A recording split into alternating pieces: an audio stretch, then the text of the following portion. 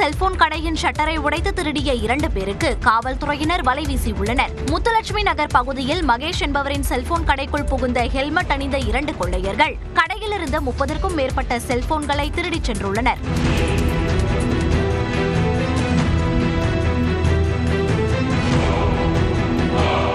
இச்சம்பவம் தொடர்பாக வழக்கு பதிவு செய்துள்ள சிட்லப்பாக்கம் போலீசார் சிசிடிவி காட்சிகளை ஆய்வு செய்து கொள்ளையர்களை தேடி வருகின்றனர். இதனிடையே செங்கல்பட்டு மாவட்டம் கூடுவாஞ்சேரி, வண்டலூர் ஆகிய பகுதிகளில் கடைகளின் பூட்டை உடைத்து பணம், பொருட்களை திருடியவரை போலீசார் கைது செய்தனர். கூடுவாஞ்சேரி மற்றும் வண்டலூர் சுற்றுவட்டார பகுதிகளில் 4 கடைகளின் பூட்டை உடைத்து பணம், மொபைல் போன்கள் கொள்ளையடிக்கப்பட்டுள்ளன. இந்த கொள்ளை சம்பவம் தொடர்பாக கைரேகை பதிவுகள் மற்றும் கண்காணிப்பு கேமராக்களை ஆய்வு செய்த போலீசார் சென்னை கொளத்தூர் தில்லை நகரை சேர்ந்த ஜெயபிரதாப் என்பவரை கைது செய்து அவரிடமிருந்து ஒரு iPhone, Dio scooter, smart tab ஆகியவற்றை பறிமுதல் செய்தனர். கிராமங்களில் சொத்து வரி உயர்த்தப்பட்டதற்கு எதிர்க்கட்சித் தலைவர் எடப்பாடி பழனிசாமி கண்டனம் தெரிவித்துள்ளார்.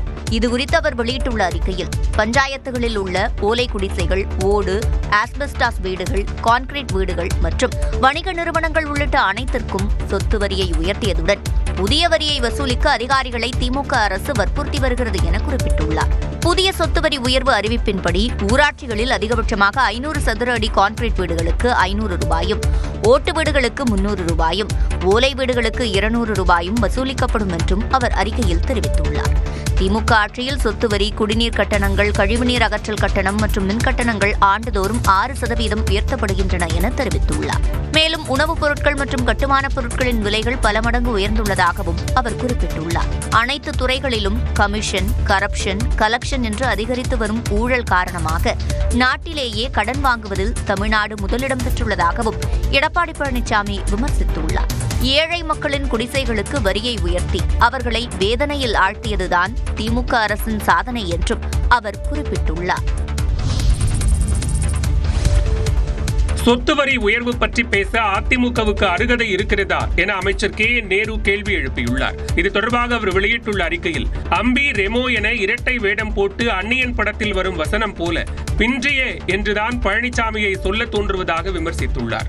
ஓலை குடிசைகள், ஓட்டு வீடுகளுக்கு கூட பல மடங்கு சொத்து வரி உயர்த்தப்பட்டுள்ளதாக எடப்பாடி பழனிசாமி தெரிவித்திருப்பது பச்சை பொய் என்று கூறியுள்ள அமைச்சர், சமீபத்திய 5 ஆண்டுகளின் மாநில மொத்த உற்பத்தியை கணக்கிட்டு ஆண்டுக்கு ஆண்டு வளர்ச்சி விகிதத்தில் சொத்து வரி வசூலிக்க வேண்டும் என்றும், அப்படி வசூலித்தால் மட்டுமே உள்ளாட்சி அமைப்புகளுக்கான மானியங்கள் விடுவிக்கப்படும் என்ற நிபந்தனையை 15வது நிதிக்குழு விதித்திருப்பதாகவும் தெரிவித்துள்ளார். 15வது நிதி ஆணையத்தின் மூலம் மோடி அரசு கடுமையான விதிகளை விதித்தபோது தங்களுடைய சுயலாபத்துக்காக அன்றைக்கு ஆட்சியில் இருந்த எடப்பாடி பழனிசாமி கையெழுத்திட்டதாகவும், அதன் விளைவாக ஒவ்வொரு ஆண்டும் சொத்து வரி உயர்வு என்பது நடைமுறைக்கு வந்ததாகவும் அமைச்சர் KN நேரு குறிப்பிட்டுள்ளார்.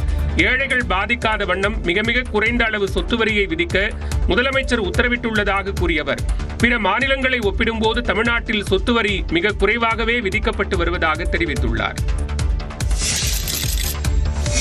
ராமதாஸ் வழியில் அவரது லட்சியங்களை நிறைவேற்றுவோம் என பாமக தலைவர் அன்புமணி ராமதாஸ் அறிவித்துள்ளார். தர்மபுரியில் நடைபெற்ற கூட்டத்தில் பேசிய அவர், வன்னியர் சமூகம் வாழ வேண்டும் என்பதற்காகவே ராமதாஸ் கட்சியை உருவாக்கியதாகவும், வன்னியருக்கு இடஒதுக்கீடு வழங்கியிருந்தால் கட்சி தொடங்க வேண்டிய அவசியம் இல்லை என்றார். மேலும் கடந்த 1 மாதமாக கடுமையான மன உளைச்சலில் தூக்கத்தை தொலைத்திருப்பதாகவும் வேதனையை வெளிப்படுத்தினார். எனக்குள்ள பல கேள்விகள் தினமும் நான் கேட்டுட்டு இருக்கிறேன். என்னடா நான் தப்பு பண்ணேன்? ஏன் நான் மாற்றப்பட்டேன்? எனக்கு தெரியல என்ன நான் தப்பு பண்ண, எனக்கு தெரியல. 1 மாசமா ரொம்ப மன உளைச்சல் நான் இருக்கிறேன். என்னுடைய நோக்கம், என்னுடைய லட்சியம், என்னுடைய கனவு எல்லாமே ஐயாவுடைய கனவு, ஐயாவுடைய லட்சியத்தை நிறைவேற்றுவதுதான் என்னுடைய கனவு. வேற என்ன இருக்க போகுது? கட்சியில் நான் பெரியவன், நீ பெரியவன் என்பது இல்லை என கூறிய அன்புமணி, அனைவரையும் தட்டி கொடுத்து வேலை வாங்க வேண்டும் என கூறினார்.